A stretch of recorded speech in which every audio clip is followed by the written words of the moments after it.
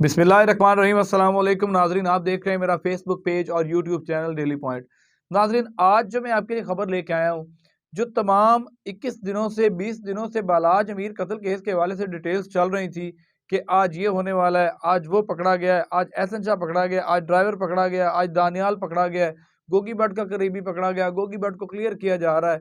इस केस के बारे में जो सारी उलझनें चल रही थी वो अब क्लियर होना शुरू हो गई हैं और कुछ सिचुएशंस इस तरह की पैदा हो गई हैं कि गुज़िश्ता रात जो है एक मारूफ सहाफ़ी ने तीफ़ी भट्ट को अपने लाइन पे लिया और उससे वीडियो कॉल पे गुफ्तगू की, जिसमें तीफ़ी भट्ट ने पुलिस के तमाम तर इल्ज़ामात को जो है वो मुस्तरद कर दिया और उनकी जो पुलिस की बताई हुई स्टेटमेंट जो वक्तन फ़वक्तन सहाफ़ियों को मिलती रही कि आज जो है इस चीज़ को रिकवर किया गया। एहसन शाह खाना काबा में बैठ के जो है वो तीफ़ी भट्ट के साथ राब्ते में था और बलाच अमीर की रैकी फ्राहम कर रहा था और उसके बाद पुलिस के हवाले से जो सारी बातें सामने आती रहीं।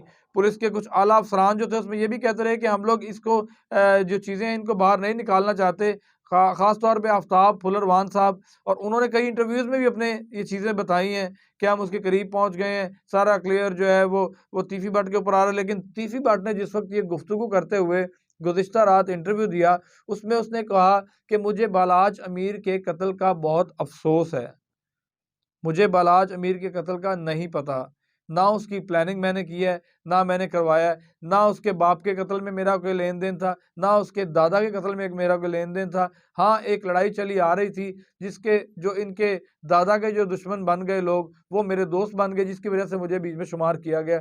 फिर लक्ष्मी चौक में जो 5 मर्डर्स हुए, जो ज़फ़री नत्थ ग्रुप के जो मर्डर्स हुए, वो भी उनको बताया गया कि वो उसमें भी हमारा कोई लेन-देन नहीं था, लेकिन उसमें भी हमारे नाम दिए गए। तो नाज़रीन, ये सारी सूरत-ए-हाल चलती रही। कल रात का बड़ा इंटरेस्टिंग इंटरव्यू तीफ़ी भट्ट का जो है वो देखने में आया। तीफ़ी भट्ट ने मंज़र-ए-आम पर आके सारी चीज़ें जो हैं वो खुल-डुल के पुरानी जो दुश्मनियों के जो मामलात चलते आ रहे थे, वो भी सारे शेयर किए और उसके साथ-साथ ये भी उन्होंने बताया कि मैं अपनी गिरफ्तारी पुलिस को दूँगा, मौके व वक़्त पर आके जो है मैं दूँगा। लेकिन इसमें सवालिया निशान ये है कि तीफ़ी भट्ट वीडियो कॉल पे बातें कर रहे हैं, अपना मौक़िफ़ जो है वो बयान कर रहे हैं और पुलिस जो है अब तक उन तक नहीं पहुँच सकी।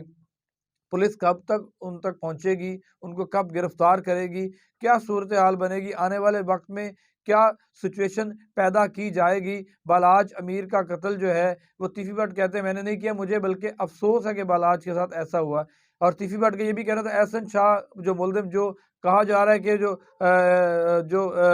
ज़राए के मुताबिक जो रैकी फ़राहम कर रहा था बालाज अमीर की, उसके बारे में भी वो कह रहे हैं मेरा उसका उम्रे के अंदर जिस वक़्त वो घूम रहा है कर रहा था, मेरा उससे कोई राब्ता नहीं हुआ। राब्ता उसके साथ हुआ होगा, लेकिन पहले हुआ होगा। उम्रे वाली बातें जो की जा रही हैं, जो पुलिस राय से बातें बाहर निकल रही हैं, जो लोग जो सहाफ़ी भी कुछ बता रहे हैं, सीनियर जर्नलिस्ट बता रहे हैं, जो बातें हो रही हैं, तो वो सूरत-ए-हाल इस तरह की पैदा हुई है कि वो तो उस बातों से डिनाई कर रहे हैं। और उसके बाद उन्होंने कहा ना कि मेरे घर पे जो रेड्स की गई हैं इस मामले के बारे में, जो पुलिस को उन्होंने निशाना बना के उन्होंने बताया है कि मेरे घर में जितनी ज्वेलरी, जितना सामान मेरे घर से लेके गए हैं, मैं वो रिकवरी हर हाल में करूँगा। ये तीफ़ी भट्ट साहब का कहना था। अभी तक की सूरत-ए-हाल यही है कि तीफ़ी भट्ट का इंटरव्यू जो है वो हलकों में गर्दिश कर रहा है और काफ़ी हद तक सुना जा रहा है। ज़ाहिर-सी बात है जैसे आम लोग और फॉलोअर्स और बलाज के चाहने वाले और तीफ़ी भट्ट साहब और के चाहने वाले लोग सुन रहे हैं, इसी तरीके से पुलिस ने भी वो इंटरव्यू सुना होगा। पुलिस ने भी कोई ना कोई चीज़ें जो है वाज़ेह की होंगी कि तीफ़ी भट्ट का कितना कसूर है, कितना लेन-देन है, क्या केस में है।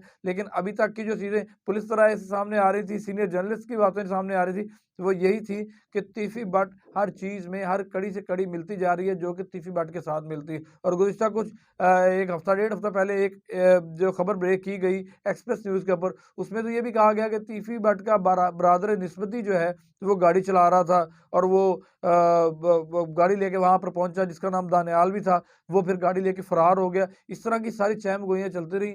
बिल्कुल जितने मुँह उतनी बातें, यूट्यूबर्स ने अपनी कहानियाँ गढ़ी और स्टोरीज़ बताते रहे और तरह-तरह की स्टोरीज़ चलती रहीं। लेकिन पुलिस ने बड़ा मुदब्बिराना और बड़ा सुकून वाला जो है वो माहौल इस वक़्त कायम रखा।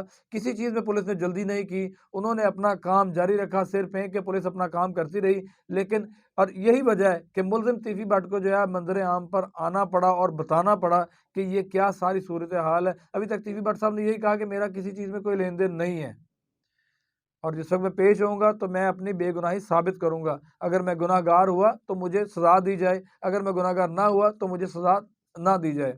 और जो गुनहगार है उसको सज़ा दी जाए। इसी तरह बालाज अमीर के दादा बच्चू पहलवान का मैंने एक इंटरव्यू किया, उसमें उन्होंने बताया कि हर दौर में जो है ये हमारे लोगों को मारते आ रहे हैं और इस तरह हमारा घर जो है वो सारा ख़त्म कर दिया है। ख़ास तौर पे यही लोग मुलविस हैं और बड़ी बात ये है कि कुरान पाक का ज़िक्र भी किया गया कि कुरान करीम को उठा के सुलह की गई और उसके बाद भी जो है कत्ल वारत का सिलसिला थम ना सका। लेकिन हम लोग मैं आप मेरी आज की स्टोरी का मकसद ये मैं आवाम को बताना चाहता हूँ कि इतने दिनों से आप ये सारा इशू देख रहे हैं बालाज के मर्डर का, अब ये चीज़ें जो है वो फाइनलाइज होने जा रही हैं, ये ख़त्म होने जा रही है। लेकिन आप कमेंट बॉक्स में हमें ज़रूर बताइएगा, सीफी भट्ट साहब का आपने इंटरव्यू सुना, आपको क्या लगता है आपको उनकी बातों से, क्या वो सच्चे हैं, वो सच कह रहे हैं? क्या बालाज की फैमिली सच कह रही है? बालाज की फैमिली के साथ ज़्यादती हुई है तो तब भी बताइएगा और भट्ट फैमिली के साथ ज़्यादती हुई है तब भी बताइएगा। अपने कमेंट बॉक्स में हमें ज़रूर आगाह कीजिएगा, जो चीज़ें आपके पास इन्फॉर्मेशन है वो भी दीजिएगा। हमें इजाज़त दीजिए। अल्लाह हाफ़िज़।